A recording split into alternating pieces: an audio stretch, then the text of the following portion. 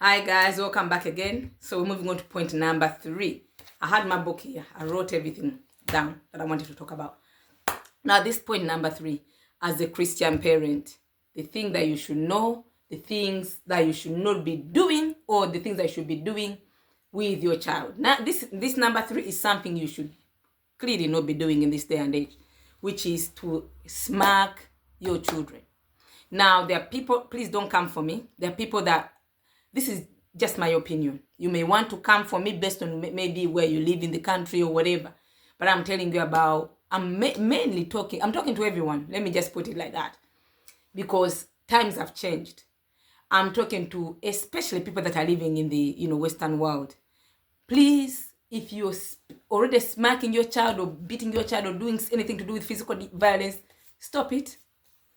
Stop it. It's a setup. Okay? It's a setup from the pits of hell. It's a trap. Because in these countries, you beat your child, you can lose those children. You see, times have moved on. When we were young and were misbehaving, the only way around things was for parents to grab a stick and, beat us. And we all know, the Bible tells us about, spare the rod and spoil the child. So we've carried a lot of these things, to teach ourselves about how we go about disciplining our children. But I'm telling you this now. In these type of countries, don't bother doing that to your own child, because you will lose that child into the care system. I'm telling you that because this is what I do for a job. And I've removed many, many children in my career because of some of these issues. Some of the children, unfortunately, have been separated from their parents. They've been removed from their parents. They've ended up in the care system. And this is why I'm telling you as a Christian. First of all, I'm speaking to Christians, first of all, but I can also be speaking to you even if you're not a Christian. Physically hurting your children is not worth it. If there's anything that the enemy will set you up to lose your children in this day and age, that's the quickest route. That's one of the one-way tickets, because as you're losing your anger, as you're getting frustrated and beating your child or doing things to them, you may lose it and very badly actually hurt them. When you very badly hurt a child, you have committed a crime, first of all. They may be a child, you may be their parent, but listen. Just as it is not acceptable for an adult to go and physically assault another adult, if you come and slap me as an adult, I have the right to go and take you to the police station and have you arrested. You've caused harm to me. So there is child protection police.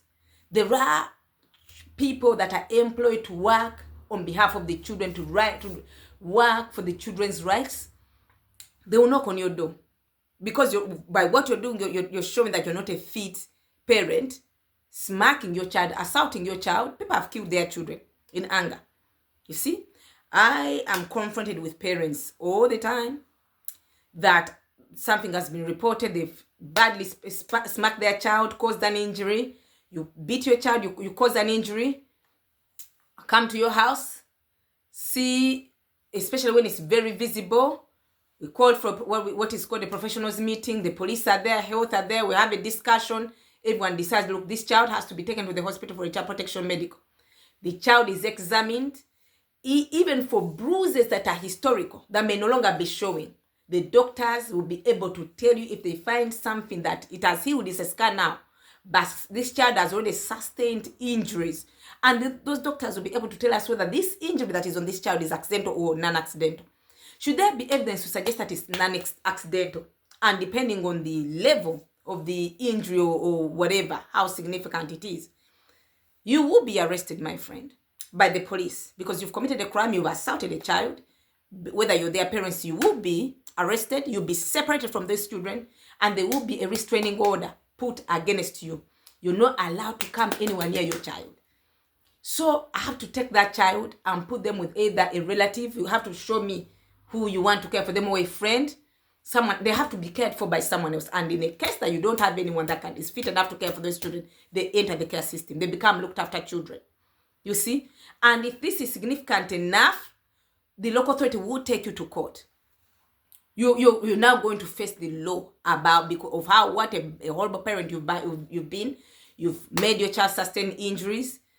To the point now, if you don't change your behavior, with a lot of other things that may come up within your case, depending on their age, if they are very young, your children can end up being adopted. You never see them again until they are 18. I'm not trying to scare you. I'm just trying to paint a picture of how serious it is. What I'm trying to drain into your head, that please do not smack your children. This is the other thing why you shouldn't smack your children. When I meet some of the parents that will say, oh, I smack my child. This is what the Bible tells us to do. This child is not listening. I'm telling them this. I said to them, listen, if you have to put your hands on your child more than you pray for them, something is not right. Because the kind of world in which we grew up in does not exist anymore. The world in which I was raised does not exist. The things I was raised for, they don't exist anymore. I've grown up. When I was growing up, I was told, oh, the only way I listen is, by beating. I've grown up. I'm like, okay, hang on a minute. The children are turning out a different way, whether right or wrong now, but nobody's putting their hands on them because you put your hands on them. There are consequences to that. You're not supposed to put your hands on them. But then if you don't know the other way of how you're going to now discipline your children or driving the correct values into them, they grow up and the same system will throw them into prison because they wouldn't have learned how to live as a normal human being. They don't respect no boundaries. They don't know the word no, because you tell them no, they want, to cause all kinds of, all hell breaks loose. And sometimes even when they are removed from you, they're taken into the care system. They're going into a place where they're told, no, I'm not going to lie. There are boundaries that are put in place, but these children are easily to push against them because you're not my parent. Why should I, respect what you say? I'm going to break the rules and nobody can do anything to them because they're children anyway. They will continue until if God does not intervene. These are the same people that, somehow, they end up in trouble with the law as adults. Now, how do you go about it? As a parent, as a Christian parent, learn to pray for your children faster than you plan to hit them. Learn to take them before God, because I'm telling you now, the kind of spirit you think you're dealing with, it may be physical to you, but you're dealing with a spiritual problem in most of the issues, in most of the thinking. Something has switched out here. There's something to do with their mentality that has changed about their circumstances for one reason or another. When they were very little, sometimes they listened to you, they followed everything. One child told me recently, which I thought, oh my goodness, this is something to think about. They're raised from a Christian family. Their mom, she professes to be a Christian. She's raised them as Christians and stuff. Tell them about the things of God and stuff. And this child said to me, do you know, when I was a child, my mom did so many things wrong that I can tell you, can give you different examples that are wrong, that even you would tell me, this is wrong, this is messed up. I never kicked back. And because all I was told is that you don't speak back to your parents, you don't do this, and I obeyed, like any very good child would do. But as I've become a teenager, the only thing that has changed is that I've learned to reflect on the things that have happened to me as a child and realize that this is not right. I've learned to speak back. And my parent has never learned to hear the word no from me, or me disagreeing with some of their belief system or some of the things they'll be telling me or doing. So we've clashed because, like, how dare you speak back when I'm speaking to you? Did I not tell you, doesn't the Bible teach you how to obey your parents? The child said to me, I raised my own Bible as well, and said to her, the same Bible you've been teaching me about, does it not tell you that parents, you should not provoke your children, your children? Is it not the same Bible? So mom is coming after the child by word, and the child is also bringing the word. I say, pass power. Let's see. Head on. You've been a very controversial parent. You've been very inconsistent. You cannot practice what you preach. A lot of the things you tell me, my child, this out, but I don't see it in your own mannerism. I don't see it in your own lifestyle. I don't see it. You want me to start living it before you? You are quick to tell me how I should live, but I've not seen you living like that. You tell me, no sex before marriage. My child, you need I don't want teenage pregnancies here, but ever since my dad left or my dad died, I'm seeing different men come into this house. Tell me, which of those men married you? How do you expect me to believe the same God that you yourself having difficulties to follow? How do you continue to teach me about values that you yourself are breaking day in, day out? You're a very, what's the word? You're hypocritical. So this child was saying things and I'm like, this child is actually right. These children are learning from us, from what they see. They believe what they see more than what you say. You see? So, this is the thing, right? As a parent, I said this to this parent that was telling me, the child was reporting them, my parents are smacking me. Say, look, that's what the Bible says I'm going to do. I said, you do it at your own risk. I'm telling you now. It's a trap. The enemy wants you to smack your children in a place where it is no longer allowed. You smack them so you can take them away. So you put them at an even higher risk. Don't do it. Get on your knees and pray over those issues. Don't put your hands on them. And the complaining that you're doing about their behavior, they're doing this, they're doing that, no. Turn that into prayer. And it reminded me of something that Kenneth Hagin said. He said people used to come to him, oh, man of God, pray for my children. Pray for my children. I want you to fast for my children. He sit there and say, me?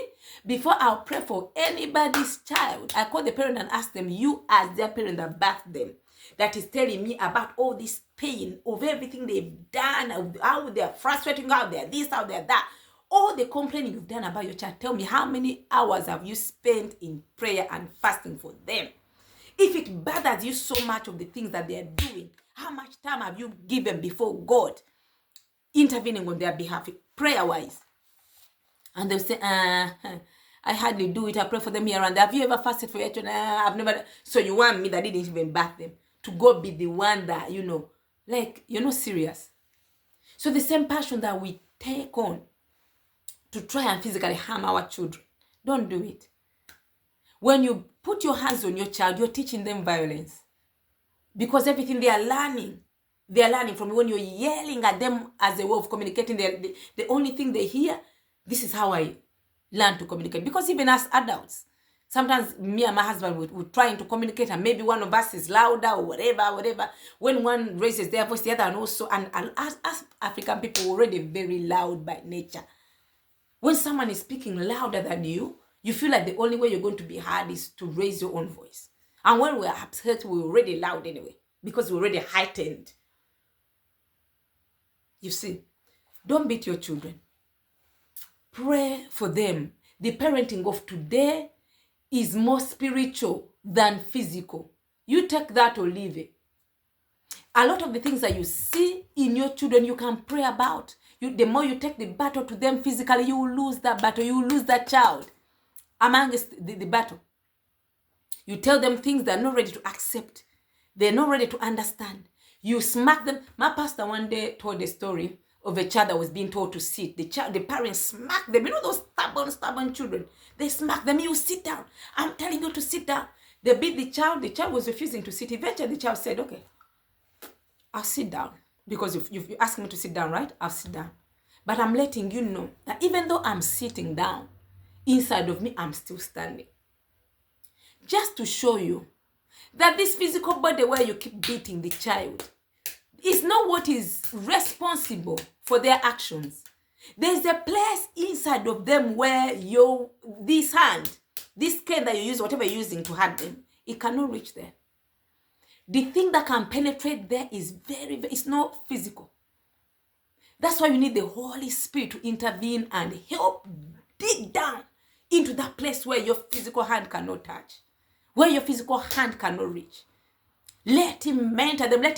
As you pray for them, for the mindset shift, as you pray for those issues that have fallen a hold of their heart to be uprooted, you will eventually see a different child, because you're dealing with physical, spiritual issues and you're trying to resolve them with physical intervention, and it does not work. There's a place inside where your physical beating cannot reach.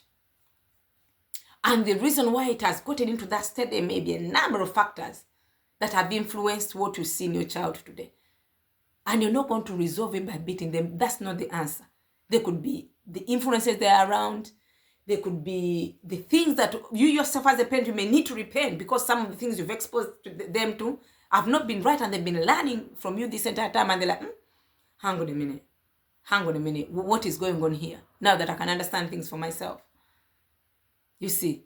And they're starting to now backtrack and think, can I even trust this person? They've lied to me my entire life. And some of them are not even able to have those conversations with you. They just change their behavior. completely. Start kicking off, doing this, and beating them will not cut it. It's a trap for you to even potentially lose them. So I'm begging you now, do not beat your children. That was point number 3. Again, that was another long one. I'll see you in the next one, which is point number 4. Bye.